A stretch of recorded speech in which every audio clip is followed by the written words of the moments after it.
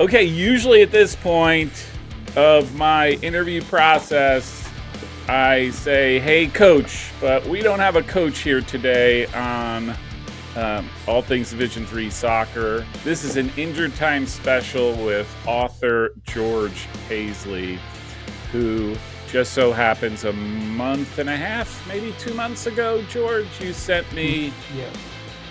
a draft of your ebook, A Fan's Dream.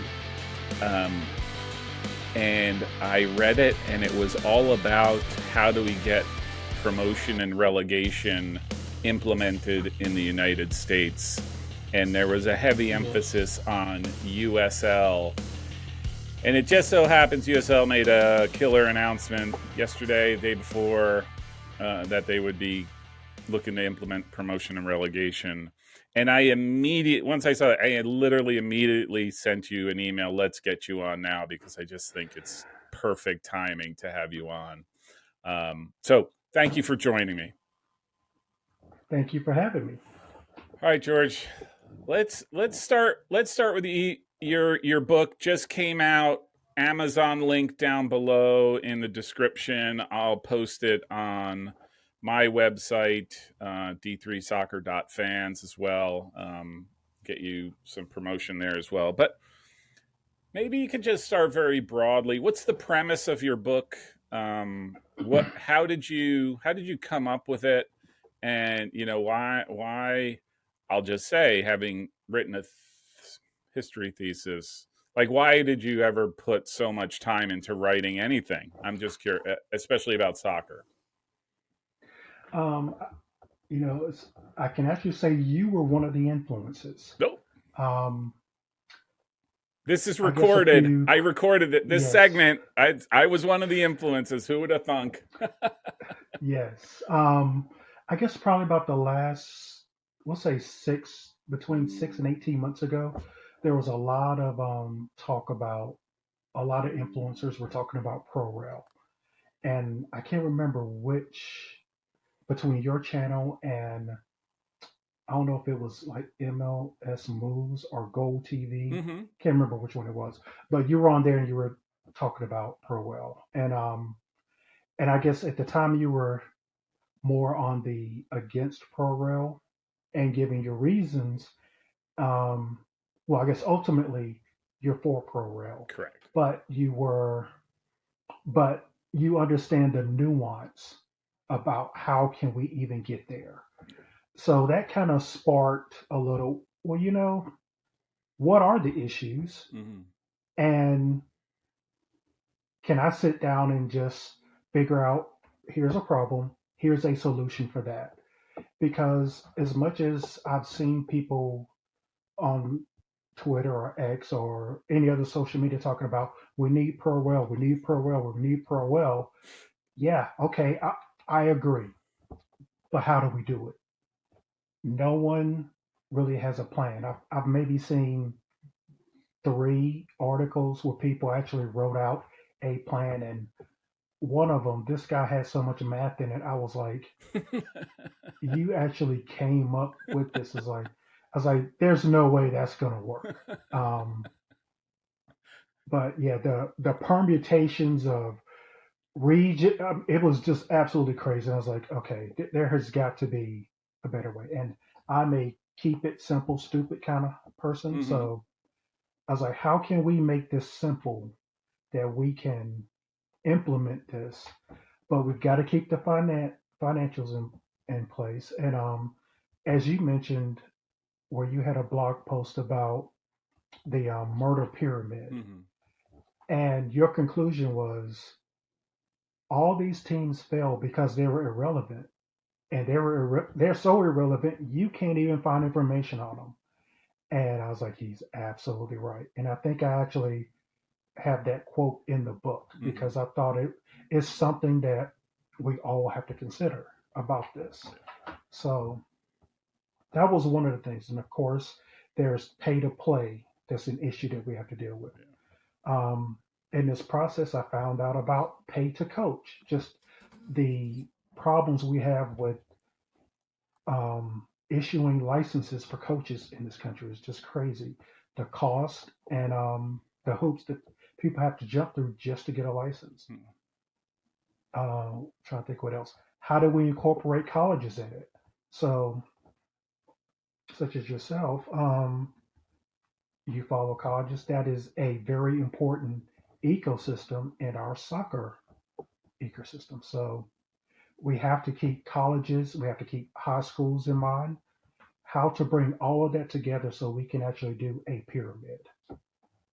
But that was the reason I wrote it. I wanted to kind of lay out the issues that I found out about. Here's a solution. Maybe it's crazy, maybe it's stupid, maybe, you know, like I'm just totally out there. But at least address it and say, hey, why can't we do this solution Mhm. or take this path? Something along that nature. Yeah. So I've been called crazy too, so don't feel so bad if you are. Um, so so one of the things I found interesting about your book is, and which has been, so again, just to reiterate, and I've said it before, like I'm all in. If you could snap your fingers and tomorrow there be promotion and relegation, I'm on board. I'm not. Hmm.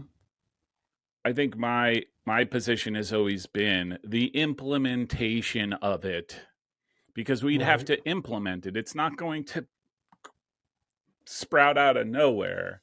We have Hmm. all of these different competing interests, and to do it properly, at least the way the purists want it, means a radical departure from where we are today. And that's not just going to happen Yes. overnight. So I think what I appreciate Hmm. about reading A Fan's Dream is the fact that you did outline sort of the complexities of it all, right? Like, you just can't make it happen. You just can't. You have to worry about things like, hey, there's investors. Hey, there's business law, right? There's all these different components. So that Hmm. much I appreciated.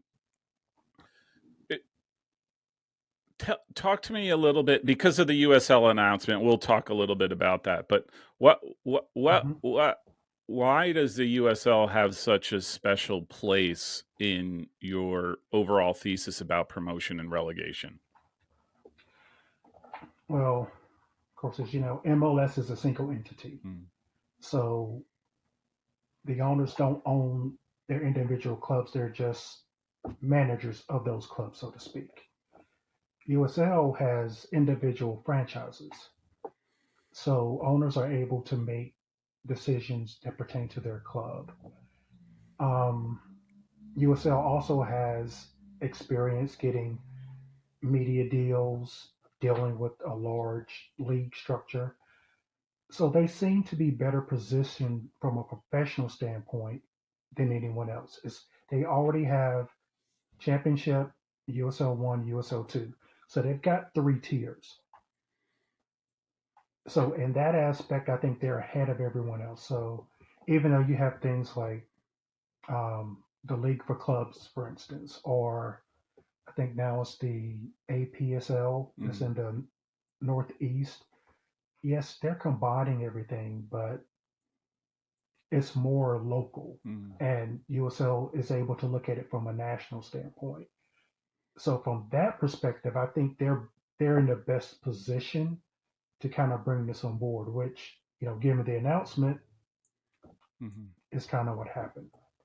But there's still issues that they have to deal with. Like yes, it's nice they're going to do Division One. Yes, it's nice they're going to do Pro Well, but the devil's in the details. How is that going to happen? mm, Um, the big thing being the Pro League standards.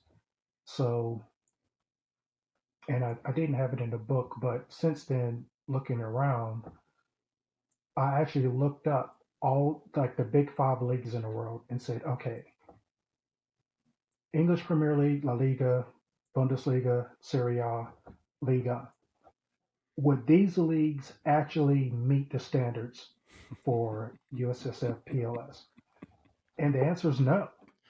Everyone fails because of for the market size alone. yeah, Um, so how can the United States, who was trying to grow the sport, set such a high standard when the top leagues in the world don't meet that standard.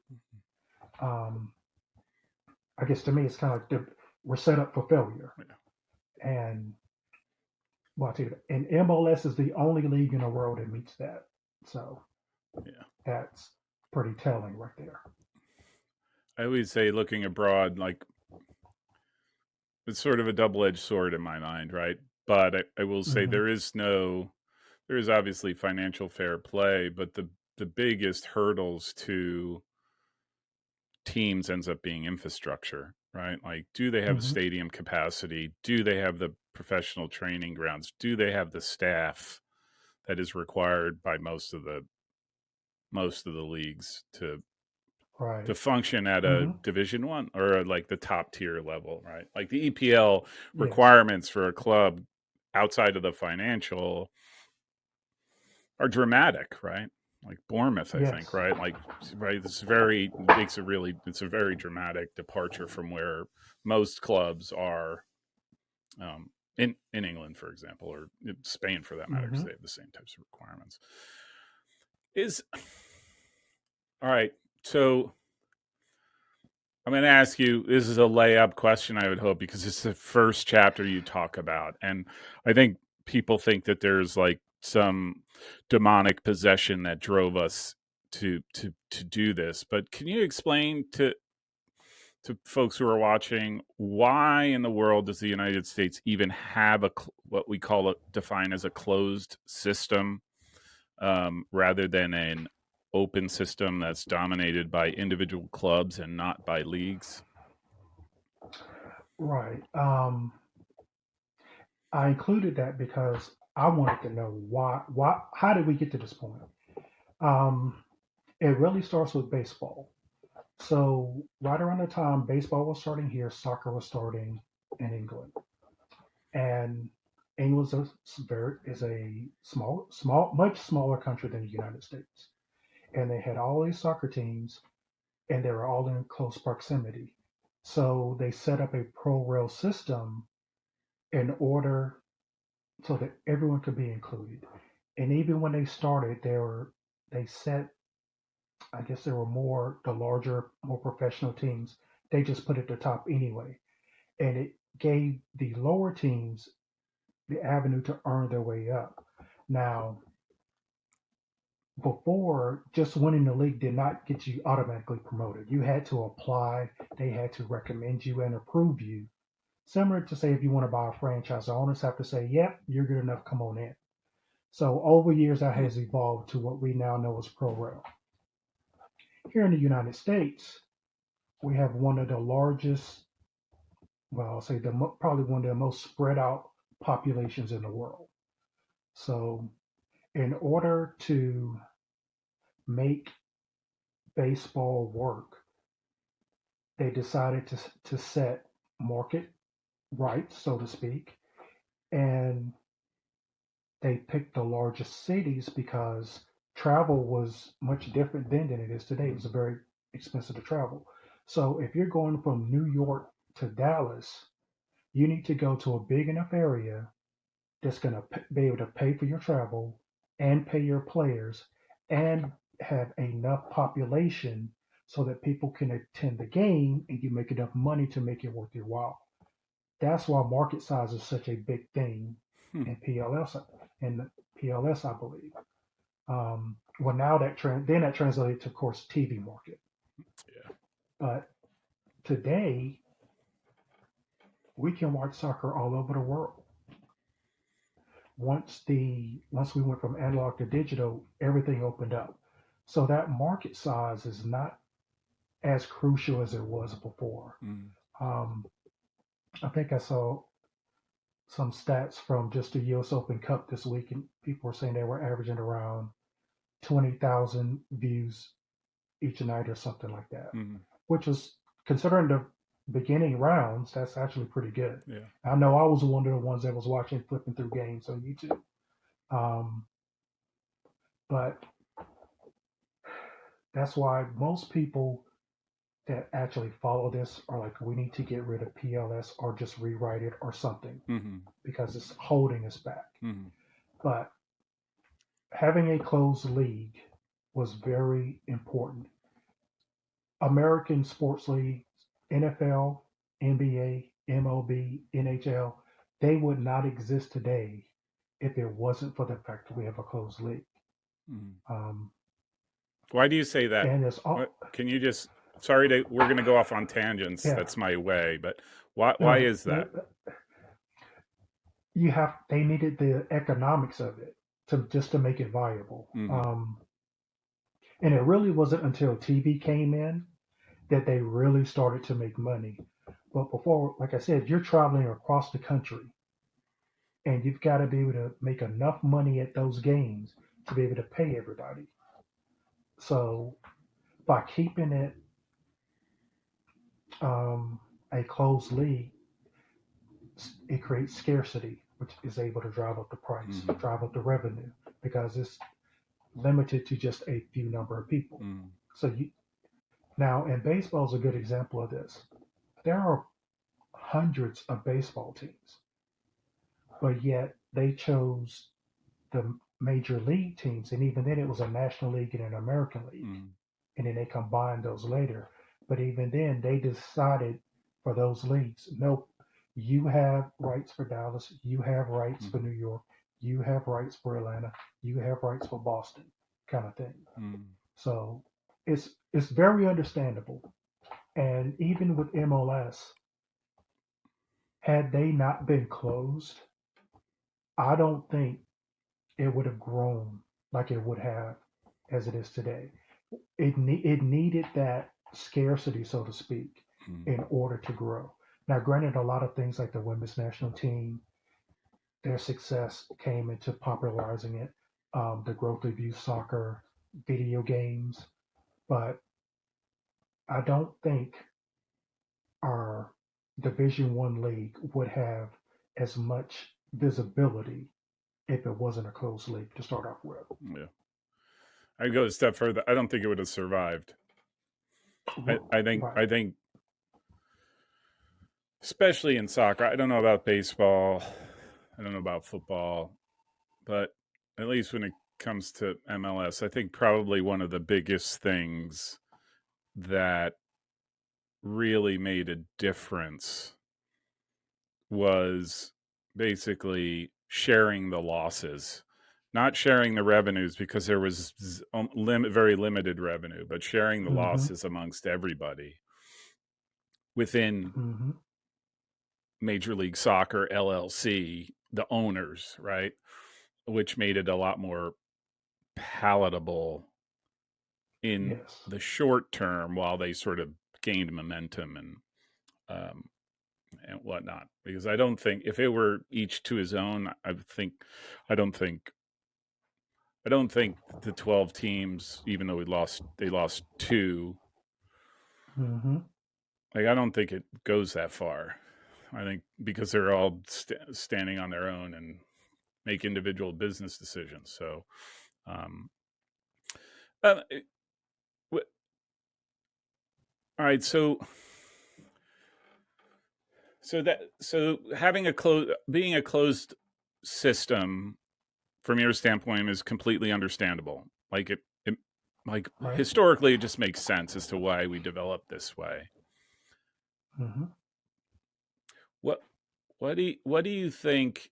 And you talk obviously about this, but what are some of the what would be the process? Let's just say this, because I'm not like others, or maybe you are, where I'm like, hey, if we just create something over here, if people want to join, great, and if not, they're on their own. I don't think that's an effective way to do this. But how do you go from being a close? How would you, in your mind, how would you go from a closed system to an open system in the United States? Okay. So I actually recently wrote an article about this with Hmm. USL. But from my perspective, USL has a big issue to deal with here. Um, I believe that having a closed league, even in USL, and even in USL's case, they're still closed. Hmm. So we need to move to an open pyramid because there's so much more that has to come into this.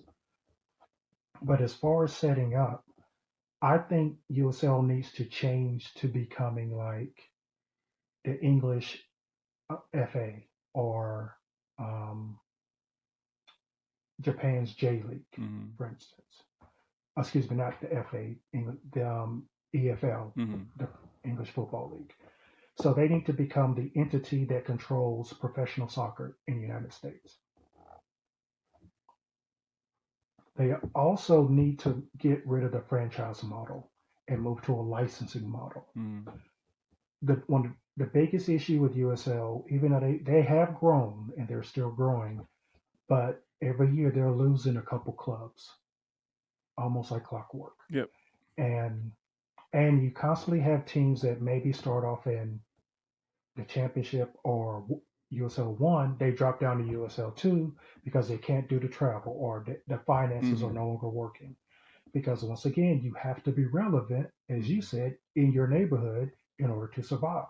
If you can't get 3 to 5,000 people to show up for games, you're not going to make it. Hmm. The economics just aren't there. So switching to a licensing model, you're not paying that $20 million franchise fee Hmm. anymore. So you're paying your yearly license, and you can take that money and now you can put it into your infrastructure. So one thing I found out about was modular stadiums, where you can build those from say anywhere from like 5 million for just very basic, up to like 20 to 50 million. It'll get you like a 10,000 seater Hmm. stadium. But the stadium can grow as you grow, which kind of plays back into PLS.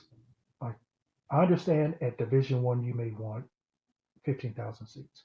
I think that number should be closer to 10,000 seats. But I think, if I remember correctly, as you drop down, the numbers kind of make more sense Hmm. as far as stadium size. So let's go a more economical route to build stadiums. Let's do that with licensing. But I guess the biggest radical thing I brought up was split the country in two. You have an East Pyramid and a West Pyramid. And think of it as how baseball used to be with the American League and the National League. The only time the two champions met was the World Series. Hmm.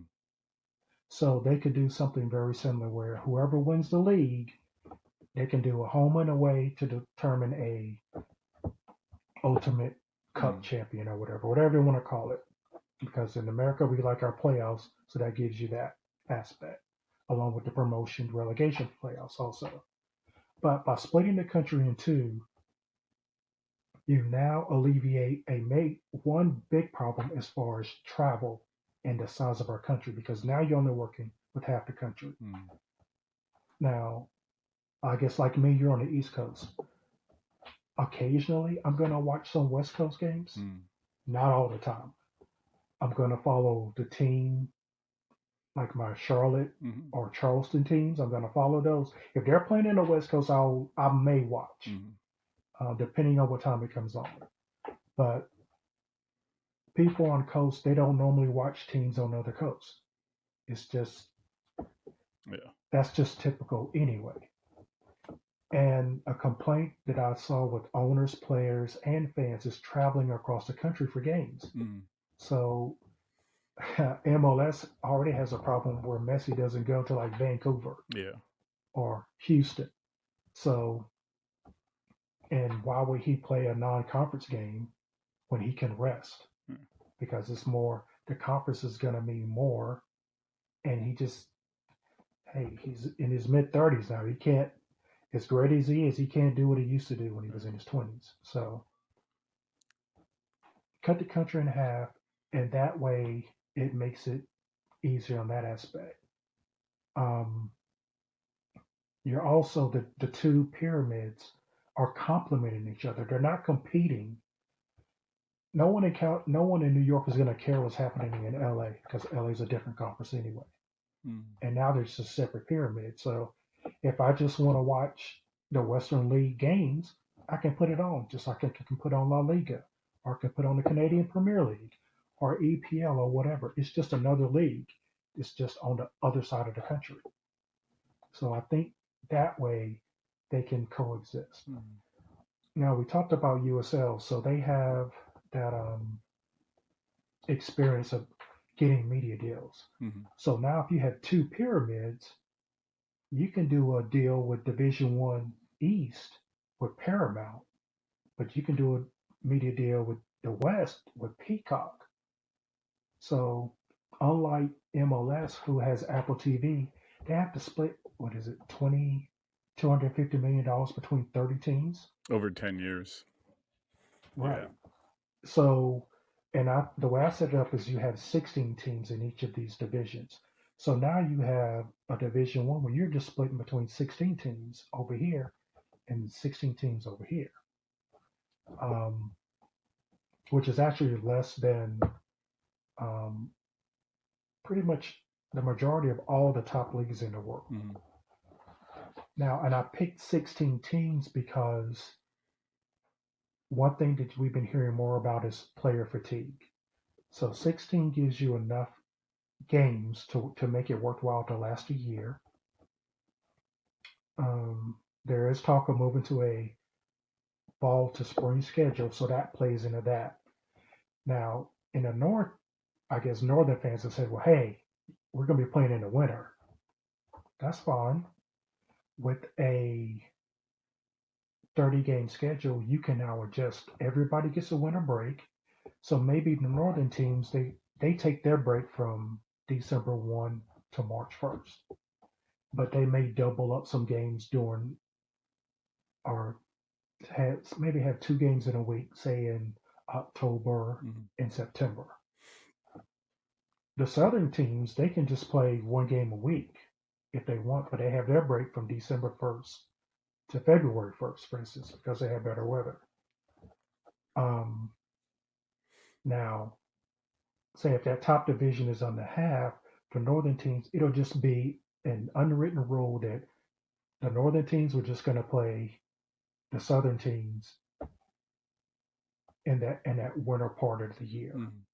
So that way they can keep the games rolling and weather's not much of a factor. Mm. As people talked about why it's bad to switch the schedule because of the winter, that tells me that you've not been in the South in the summer. Now I live outside Charlotte, and I believe last year there was at least one game postponed, Because he, as in to the next day, and another games were delayed because of lightning storms. yeah. So yeah, you may get snow like one game, but July and August, it is not unusual for us to have lightning storms all the time, Mm. which delays or postpones games. And that's just Charlotte. So that's the southern states have to deal with that. Yeah. Was maybe with the exception of California. Yeah. But so that is something that will be alleviated by Yeah. switching schedules also. Yeah. Can I ask, how'd you get into writing soccer? Because you can follow you write for a number of different outlets. I think I just saw you in a, what is it called, USL? No, I get an email. Oh, it was Beyond the 90. Beyond the 90. Um, That's it. mhm. So how'd you get into writing? um, well, I worked in a past life. I worked in banking and I work in technology. Hmm. Um, Welcome to the club. so Yeah, same here. Yeah.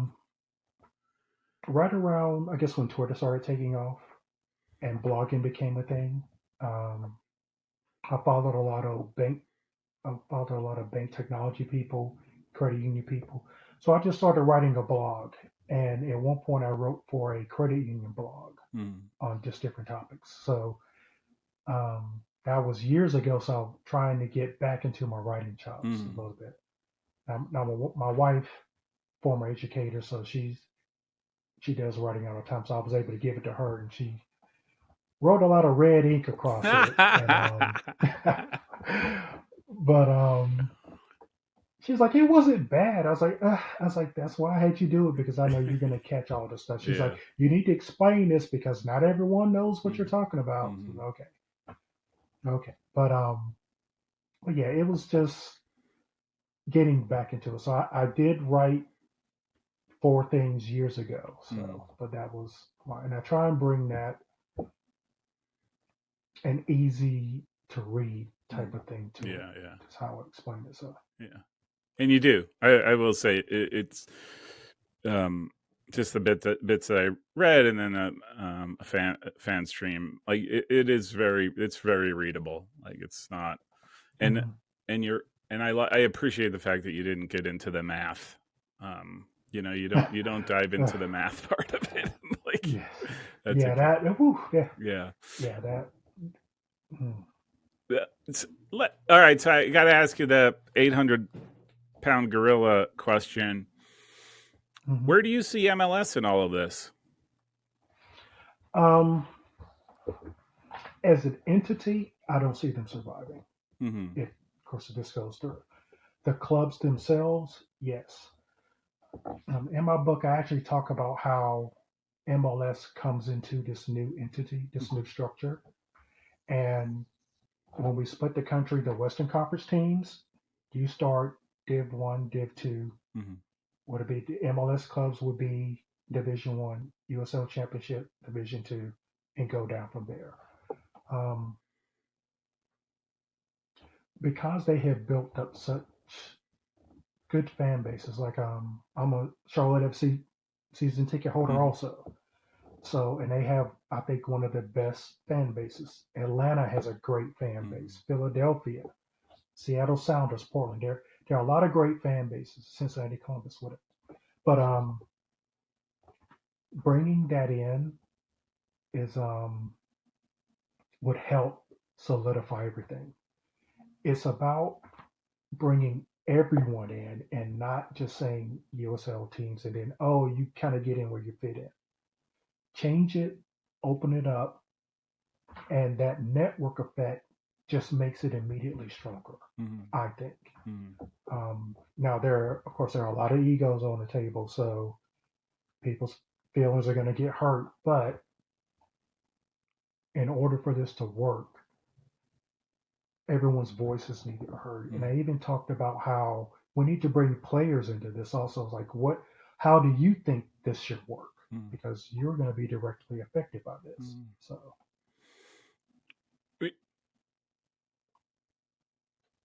That's interesting. So you think MLS, Major League Soccer LLC, as an entity goes away, but the individual clubs do not? Is that right. did I understand that correctly? Yeah, Yes. I think that if there's a way it works, that would be it, right? That would have to happen because you Hmm. can't, for as many people who like to deride what Major League Soccer has done. The fact of the matter is that they have a pretty good thing going in the world of Hmm. soccer in the U.S. You might not like it. You might wish there was all those different things that we've talked about, but they've somehow tapped into something that not Hmm. no one else has, right? And so, how do you keep that, or how do you tap into that as well? Um, maybe you could. This is a little bit off, maybe not the beaten path, but you actually tracked the American owners who invested in European clubs. Hmm. Hey, could you touch on that? Like, why do you think that's the case? Why do you think someone who has the money to spend decides to go over to Europe and spend it there rather than doing something here in the United States? Um, I think in the U.S. you have $500 million to buy a Division One club, Mm-hmm. or you can spend less and go in the USL, but you can't move up. Mm-hmm. Or you can go outside the country, and I just happen to pick Europe. You can buy a lower tier team for 20 million, or even like Wrexham. I think they got that for maybe $2 million. Yeah, that was 2 or 3 somewhere in there, plus Yeah, assumption of and debt. then Yeah, hmm yeah. and then you can grow your investment. Mm. So, in my mind, an investor, they're looking for that return on investment. So, why am I gonna put the most money in and start at the top and kind of hope it grows when I can directly influence by spending less and Mm. then growing because I'm putting money in, I'm building an infrastructure, I'm bringing in better players, and we're moving up the pyramid, which automatically means my value goes up, my income goes up, and all of that. Mm. Um, Now, I was shocked to learn how many teams are owned by Americans Yeah, in Europe. And the list I gave was just a list as I read articles about stuff and said, oh, I'll just make a note of that. Like that wasn't really hard to read. Like I didn't go looking through stuff. That was just stuff that came up in articles. Um, and knowing that the English Premier League, half of it is owned by U.S. investors, yeah. and then it just drops down from there. Then you go look at La Liga, their owners, and the French in Liga and Serie A. Um, can't remember. I think there was maybe one in Portugal, found a few in Scotland, Mm. and I know there are others, and especially what is it, John Texer that owns Botafogo in Yeah, Brazil, for instance. So I know they're throughout South America. I know they're throughout Asia. I just didn't look there. But the point of that was to show that people say, well, if we went to pro rail, no one's going to invest. You've got over 90 investors in other countries now in pro rail.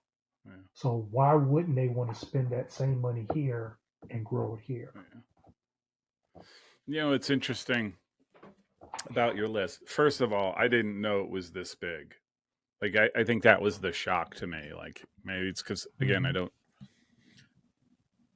I don't follow Serie B where there's four, or at least on this list, there's four, I think, Mm-hmm. four investors. The other thing is I'm surprised by are the owners with multiple teams across Europe. Mm-hmm. So, like private equity, 777 partners, 777, however Mm-hmm. they're called, Right. partners, right? I mean, they have a whole portfolio of soccer clubs, and you Right. don't. Yes. And that surprises me. I don't know why, but because NYCFC you think is kind of unique, and you realize it's not unique. It's just the profile of it is unique. I think seven Mm-hmm. seven seven partners doesn't buy like the top teams. They buy these aspirational teams, right? Like, Mm-hmm. um, I thought that was really really interesting. And you don't, like I said, you Yeah. just don't realize the depth or the breadth of sort of ownership, um, American ownership in these leagues. Um, so, uh, Right. eh, Now, yeah, I, well, I will say in a way it's a bit worse. Chelsea is my first love. uh, So, and I was in before Abramovich bought the team. So yeah. I Oh my was gosh, yeah, I, yeah, I was back in the day when it was like, ooh, we might make Champions League, yeah, or yeah, ooh, we yeah, happen to win a cup. So I yeah. remember those days. So now that Clear Lake and Blue Co are in charge, I think they Mm-hmm. also own Strasbourg. Um, During all of this research, I read the book Soccernomics, and Mm-hmm. it talked about how investing in a soccer club is really a dumb move from an Mm-hmm. investor standpoint because typically these teams lose money. Like you're just pumping money in, or it. I guess their conclusion was, if you want to buy a soccer team, great, but if you're looking to get dividends, say all of the Glazers with Manchester United, that's really the wrong reason. It is a business, but because it is a part of a sport, it brings on a different connotation. Um, I can't remember the quote I had, but it talked. One of the board members talked about how yes, the owners own the club, but the club belongs to the fans. Yeah, yeah, I think it's kind of like what he said, yeah, because the fans are what make it go. yeah, Um, and you have, he said, understanding that you're just a custodian. Yes, you own it, you paid for it, all of that, but you're still just a custodian of this club until the next person. yeah, And you have to have that mindset. So if you're buying a team in order to get rich, that's crazy. You're better off buying some manufacturing company yeah, yeah, or some tech company or something. That's what an investor does because they want to maximize the yeah, value. You don't. I understand the whole grow the value of the team, just like MLS, where it's just crazy with billion-dollar valuations on clubs that, if they're lucky, may make a have a tenth of that in revenue. So, and I mentioned that these are like the .com days. It's like I'm looking at pets.co mm-hmm. all over again. Um, but seeing how investors treat clubs is just a different mindset. Yeah, I am constantly on the Chelsea influencer channels, and they're always hot about the owners because it's blue go out, because you're looking at this from an investment only. You're not. mm-hmm. We're used to winning trophies now. So this 5-year project where you sign 16, 18-year olds is not going to win us trophies. When ultimately, if they get good enough, you're just going to sell them anyway. So there are much better ways to make money than to own a soccer team. Yeah. And if that's what you if making money is the goal, it's probably better if you go do something else. Well, But if you want to get a club and help build that community and that ecosystem, go for it. yeah, My personal opinion. yeah. So, and it's even under that condition, you're still not making tons of money. Like, Mm-hmm. right? I mean,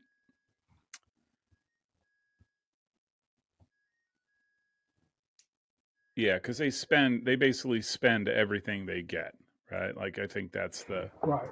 I think that's the whole financial fair play, right? You can't over leverage. But to your point, I think the contrast in ownerships between the Glazers, right, who Mm-hmm. basically, and you're learning now with the new owner, I forget the gentleman's name, Sir, what have you. Um, Radcliffe. yeah, who is now like, we're dealing with some really financial issues.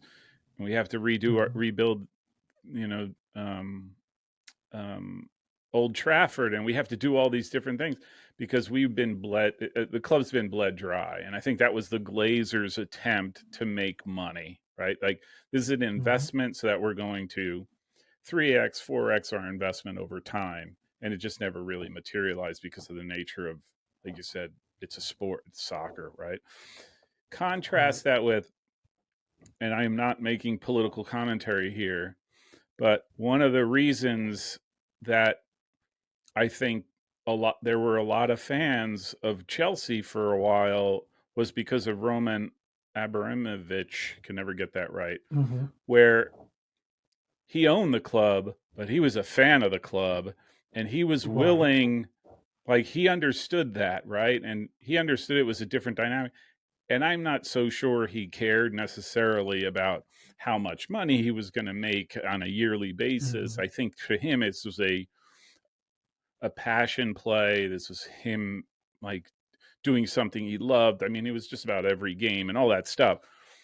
Mm-hmm. Not saying anything about all Yeah. the other stuff going on, right? And who knows what his Correct. dealings were there, but those are the two investment styles that, right? And the one ultimately manages the club probably in a much more appropriate way than the other.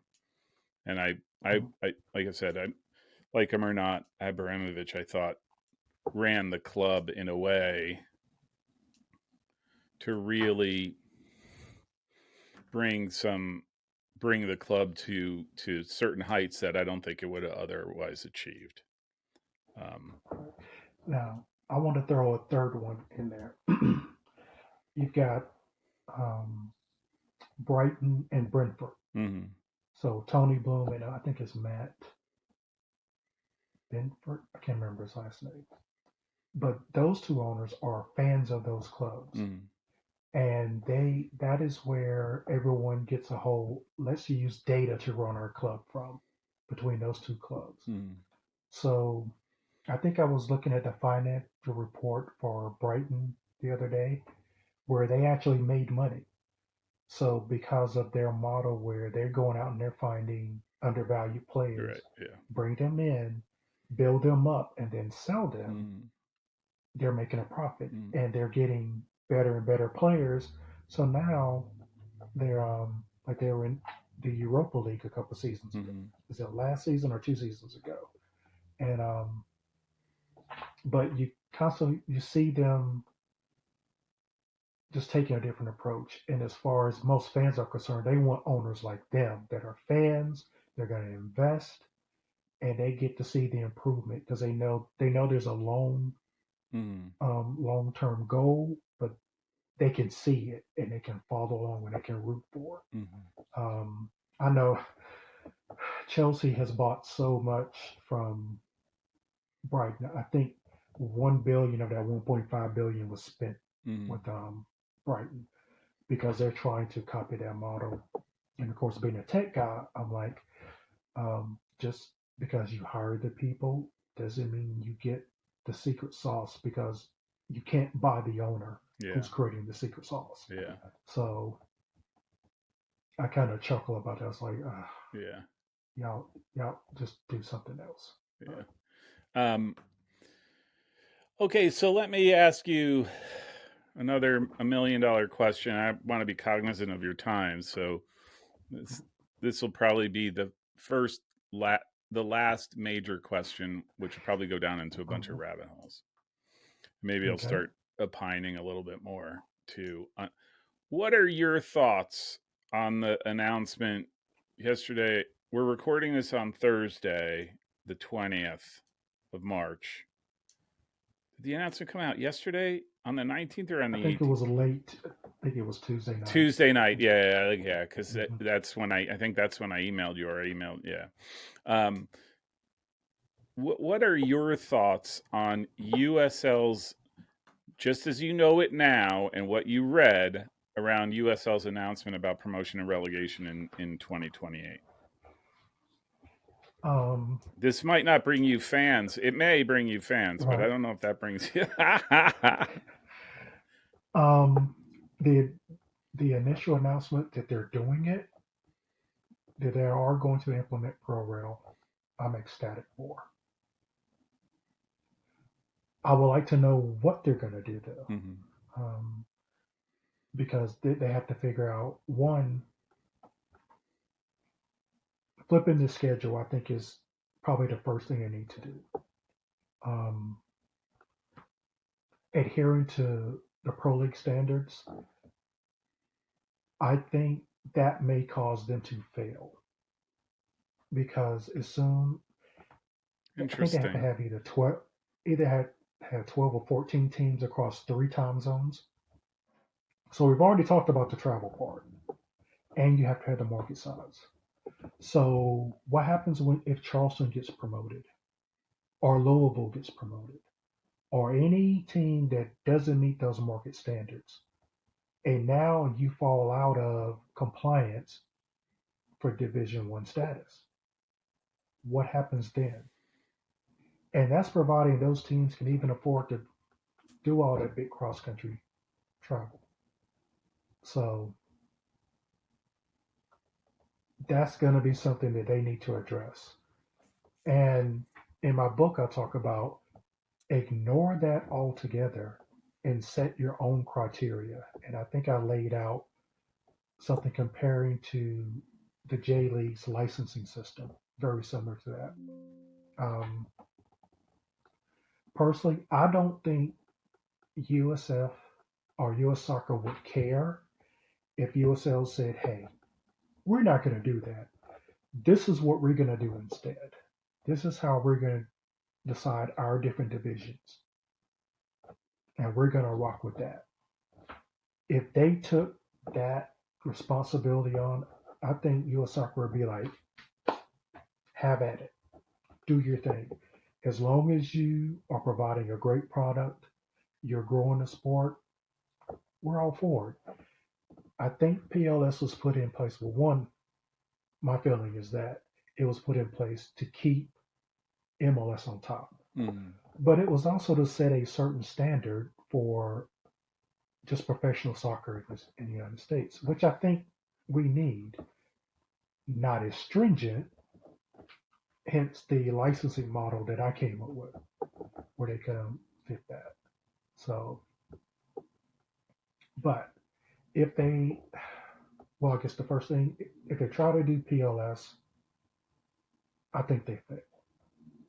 The other thing is splitting the country, and I've had discussions with people online about this, and everyone's like, we need a national league, but no one can explain to me why it has to be national.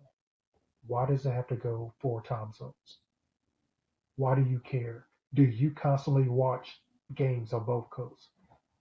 Because even taking it to college football, we live on the East Coast. When the Pac-10 is playing, I'm in the bed sleep. I could care less about the Pac-10. Not to say that I hated UCLA or USC. It just that just didn't interest me. Um, I would worry about them once the bowl game started. So typical fans are not going to care about what's happening on the other coast. It's just another league. They're going to care about what's local. They're going to follow their team. So if you split it, as I say, that just makes things easier. And then I think the way I had it was the first two levels are one half of the country. And then when you get to Division 3 and 4, you split it again north and south. So now you get more regional. And then from that level, and I think that actually lines up with a lot of the amateur or the semi pro and amateur leagues Mm. around the country where they're just regionalized. So at that point now they can come up because they're already in that region. And if you want to get even lower, you can actually go to the state level. And if you look across all of the leagues, there are enough lower tier teams to where you don't even have to leave your state and you've got a full season between League for Clubs, NPSL, UPSL, NISA, NISA Nation, USL2. There are enough clubs in your state. You don't have to travel, which helps build that rivalry. And as you said, helps make it more relevant Mm. because now everyone's there. I'm not going to care about playing a team in Florida when I'm a really low division and I'm right out, I guess I'm in Rock Hill, so right outside Charlotte. Mm. But I would care about a team in Columbia, Mm. or I would care about a team in Greenville. Mm. Somebody that's close to me that I can drive games at 6 o'clock or 7 o'clock. I can drive up after work, watch the game, and drive back that night. Mm. So that helps build that soccer culture in this country, makes it relevant in the communities, helps build up the income and the economies. So as you move up, it now means something like, oh, wait a minute. So we got promoted up. Oh, so we get to play the Charleston Battery now. Mm. Oh, okay. Yeah, we travel a little bit further, but you know, looking at it from that perspective, that's what brings it all together. Mm. And then it helps make US Open Cup just a whole big thing and much better. Mm. And I was using US Open Cup as that's how you tie both pyramids together. Mm. So even though they're separated for the season play, when it comes to the cup play, once you get to a certain round, let's Mm. say like the last 8, now you can do your cross country Yeah, travel yeah, at that point if you want. yeah. So, but it makes the US Open Cup so much more relevant. And it means more when that 8 tier Soda City Yeah. is now playing New York Red Bulls. Mm, That means something. yeah. So, So you said something really interesting, and I don't know if this is it's an original thought by you, but I'm going to credit it as an original thought. That you've mhm, asked a question. I love to ask questions like, why do time zones matter?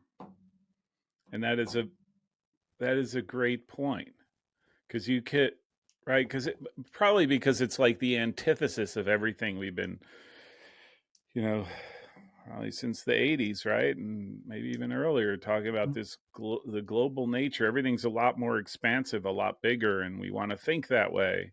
And here you are saying, like, maybe we should just localize it, which ties into my original thought. And I can't remember if I said this on a tactical manager discussion or on Goals TV, where I said, this is way before the announcement, USL, and all this other mhm, stuff in your book, where I said the starting point to me is the individual states, right? mhm. That's the starting point, Yes. right? And Mhm,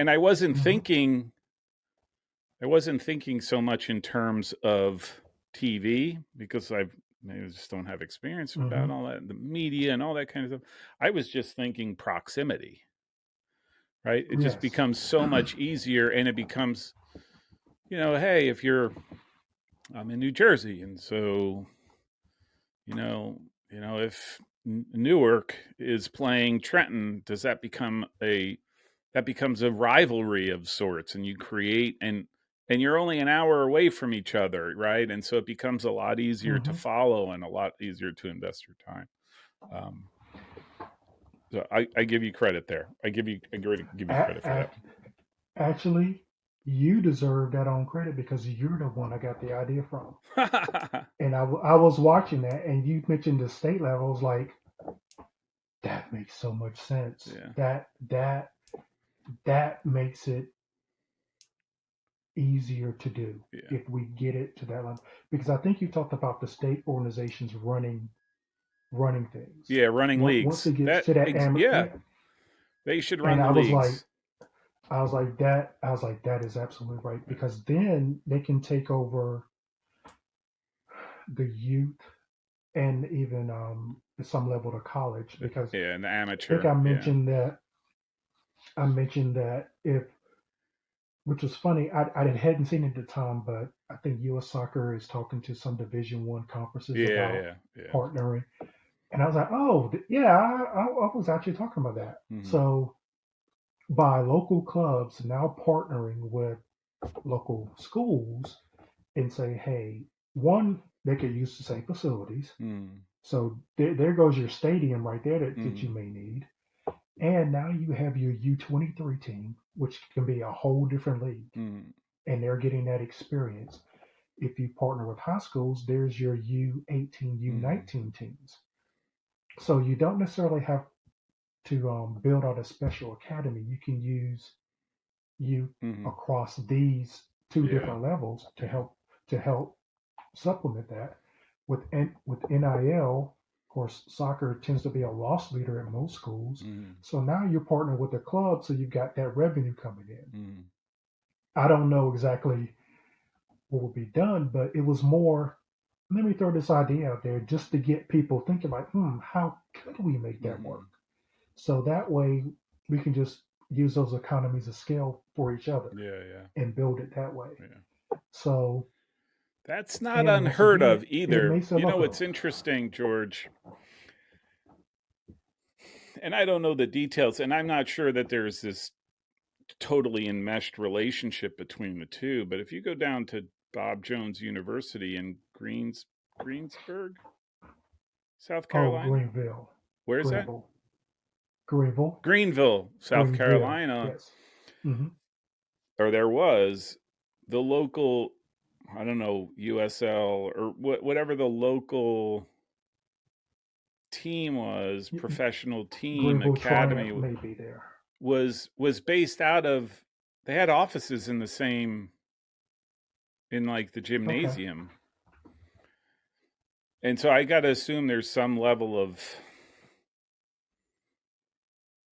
formal or informal relationship there between the Okay. two, which it could make sense. I think the only thing where I just sort of like, but everything's up in the air now is just sort of like the whole everything that's going on with the NCAA, right? Like it's Mm-hmm. so unpredictable right now, and it's not really clear as to how that's going to all flesh out. And I think